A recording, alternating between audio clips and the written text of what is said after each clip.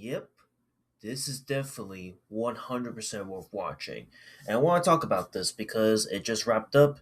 Today's episode was a 1 hour long finale of epic proportions. And to me, this third season is like the culmination of everything we come to know from the last two seasons of Oshi No Ko up to this point. And again, Oshi No Ko season 3 to coming out to kick off this year of 2026 by Tokoba Studios.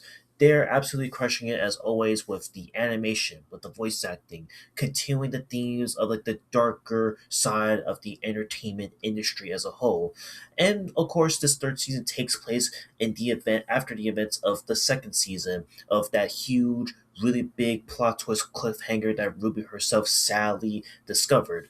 And in this third season, in my view, this dives more onto Ruby's side of the story, whereas season two was focused more on Aqua's side of the story and what have you.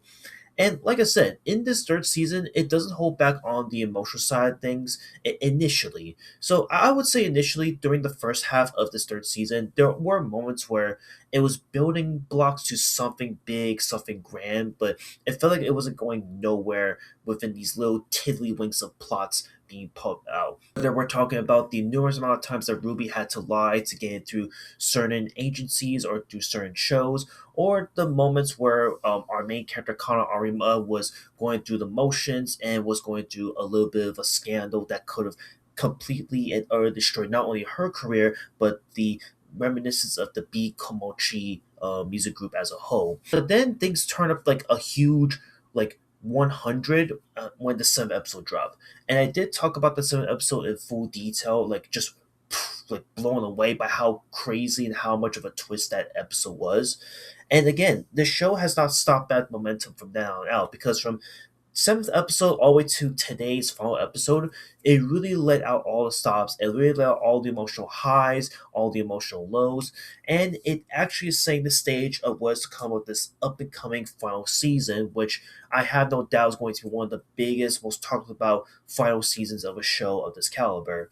And I have to say that with everything being set up here, I feel like this third season not only was able to like reinforce a lot of the characters that we come to know and love from the previous seasons prior, but simultaneously this third season, especially today's episode, which is the biggest highlight, this honestly just really was able to hammer and create such a strong bond between the two main characters, Ruby and Aqua, and showcase like where they came from, their backgrounds, their revelations, what have you. And not just them, of course, but also was able to finally wrap up a pretty interesting plot hole that was actually that was actually well known within the first season with Miyako-san, who was the main head of Bikomochi and Aqua's career and what have you.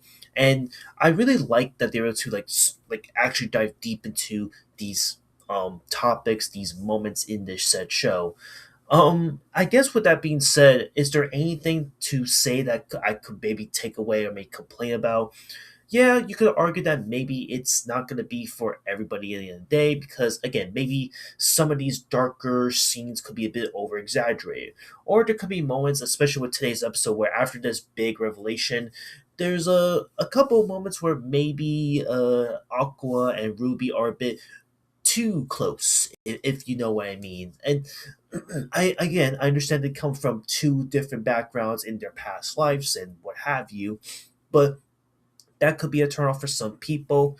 Case in point, like it was kind of getting to the brother sister Oni-chan vibes, and I was like, okay, we're back at that season one type of thing in a way. But hey, it makes sense because it played a pretty big role in the said plot, said story.